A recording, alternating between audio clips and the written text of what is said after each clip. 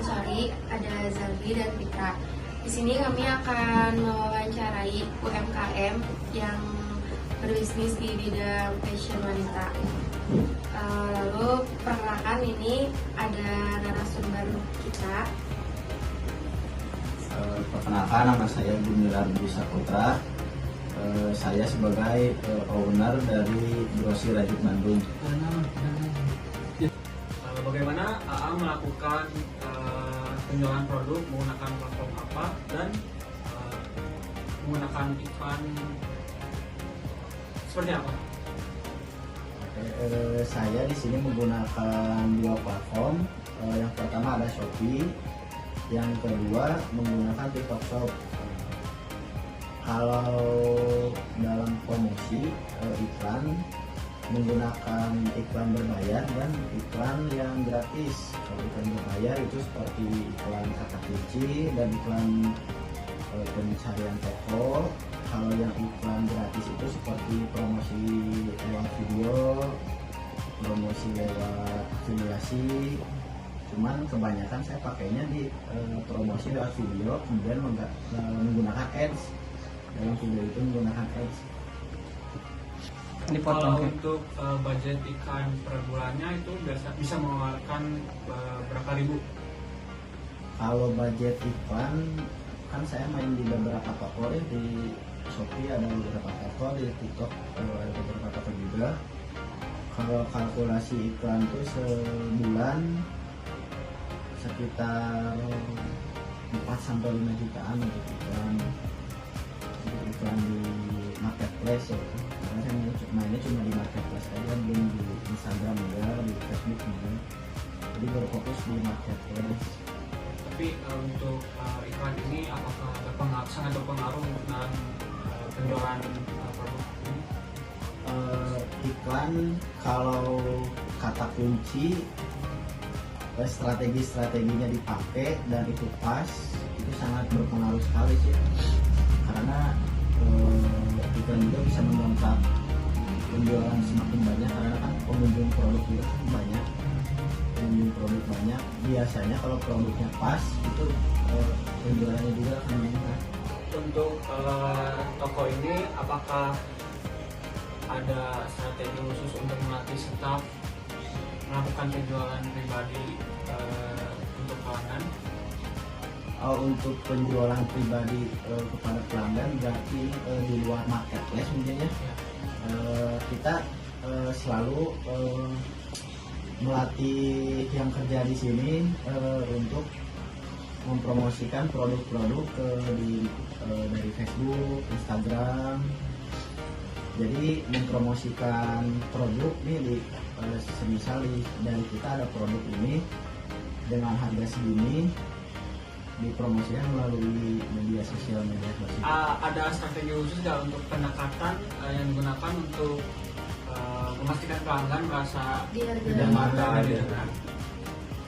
Yang pertama pastinya pelayanan ya. Kalau pelanggan ingin merasa dihargai, ingin nyaman, kita pelayanannya harus baik, fast respon biasanya. Pelayanan menggunakan kata-kata yang mudah dipahami oleh berbagai kalangan gitu. Udah sih paling itu aja. Tapi ada nggak mendapatkan pengalaman soal customer yang marah-marah atau misalkan gimana gitu? Kalau customer marah-marah sering sih kalau gitu. Kalau saya dulu kalau nggak ada barang kan suka kirim random. Jadi customer kadang ada yang marah. Ya kita harus banyak beralibi aja. Cara menangani customer yang mungkin lebih marah-marah atau misalkan juga seperti apa itu gimana?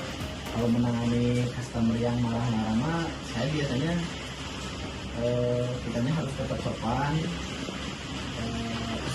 kita bersikap ramah, tetap sopan aja gitu. Soalnya sebagai penjual ya harus tetap ramah. Apa jenis promosi yang penjualannya paling efektif? Bagi AA yang meningkat penjualannya? Jenis promosi sama kayak pertanyaan yang pertama, jenis promosi Kalau di e-commerce kita pakai harga coret. Harga coret itu diskon-diskonan gitu lah, diskon terus dikasih voucher misalnya minimal belanja 50.000 dapat potongan 2.000 atau 5.000. Terus promosinya menggunakan video juga, video produk, review produk, live kalau dari pribadi live sama iklan. Terus ada satu lagi pakai jasa influencer, afiliasi ada dalamnya afiliasi. Terus ada satu buat kayak endorse lagi gitu, itu yang bisa mendongkrak penjualan supaya meningkat. Jadi ada dua jenis yang berbayar dan ada yang gratis. Promosi penjualan yang dilakukan tadi, kayak misalkan iklan kayak gitu, keberhasilannya kalau keberhasilan goals iklannya bagus atau enggak kan itu di marketplace mah udah ada datanya. Jadi misal saya mempromosikan video satu produk, terus saya pakai iklan. Nanti misal iklan satu produk itu 500.000, dilihat ada di situ juga omset penjualannya dalam satu iklan itu bisa menghasilkan berapa. Kalau itu balik lagi tergantung gimana seller. Jadi dilihat dari goalsnya, misal dalam satu produk ini kita harus dalam iklan 500.000 kita harus bisa keluar misal 5.000 piece. Nah, ketika itu udah keluar 5.000 piece berarti itu udah termasuk ke pencapaian dalam penjualan ya, dalam promosi yang berbayar itu. Nah, ini seperti itu.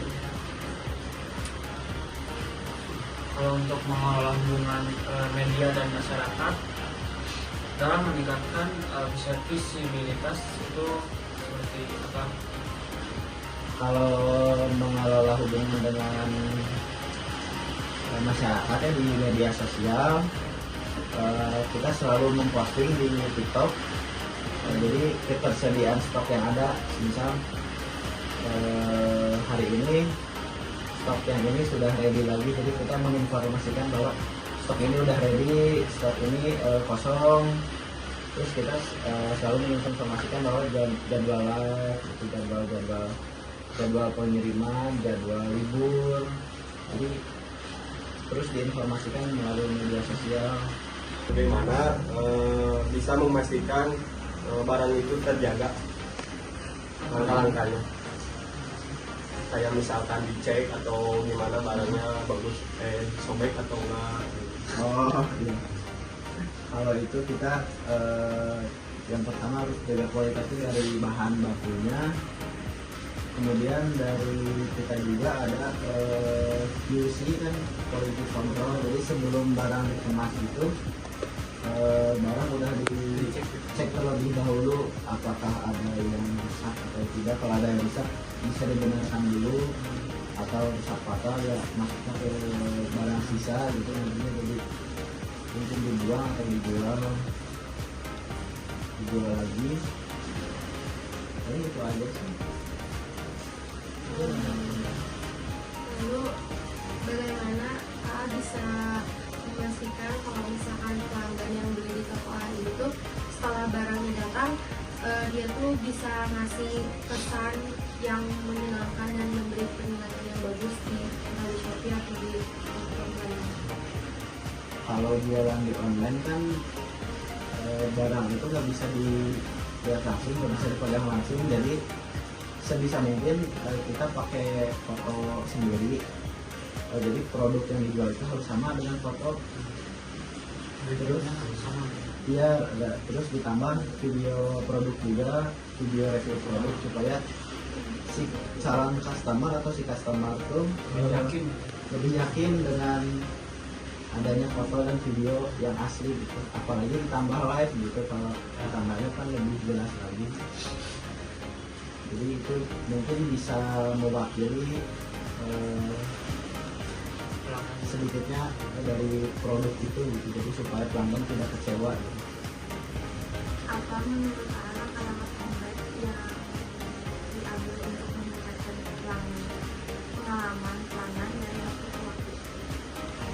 Jadi langkah konkret supaya pelanggan berlangganan, begitu pembeli berlangganan terus, nah kita terus mengeluarkan produk-produk baru atau warna-warna baru di varian tertentu, atau ada yang minta warna baru ya, kalau udah banyak yang mintanya kita buatkan supaya si pembeli terus jadi berlangganan gitu.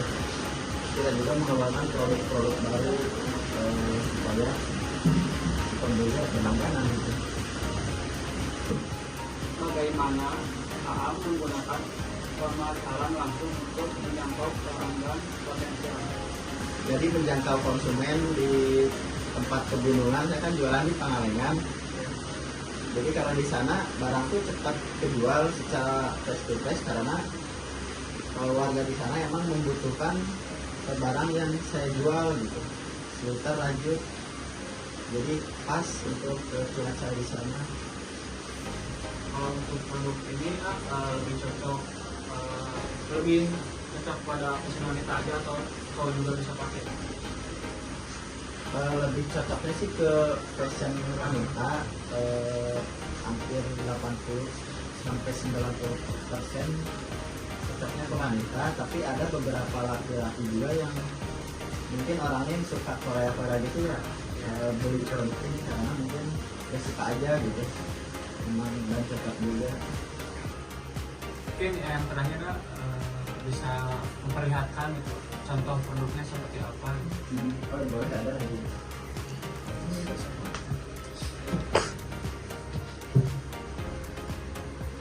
Jadi contoh produk aja. Ya. Ini kan kayak gini saya contoh salah satunya ini kan sweater rajut, kan kita jualannya sweater rajut. Terus iya benar ada view-nya nih. Review bang. Oh berarti tidak hanya baju saja, mungkin celana juga ada. Celana juga ada, rok juga ada. Rok ada, rompi ada, rompi, kemudian baju, sweater, kebanyakannya sweater. Kebanyakan sweater. Mungkin untuk target pasarnya tuh umur kisaran berapa? Target pasarnya umur Dari balita ada sih dari anak untuk rompi, kemudian untuk dewasa ya sweater ini untuk anak muda atau dewasa juga banyak sih. Kalau ini banyak sih dari berbagai kalangan. Kalau untuk proses penjualan, interaksi dengan pelanggannya seperti apa? Ada di sana. Ya untuk kegiatan berinteraksi dengan pembeli, dengan pelanggan, tempat ya semuanya lah di sini, di tempat kecil.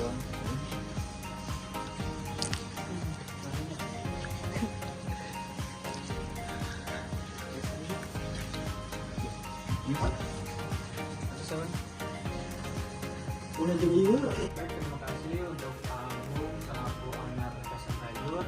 Terima kasih atas waktunya telah meluangkan wawancara ini. Terima kasih banyak. Cukup sekian. Assalamualaikum warahmatullahi wabarakatuh.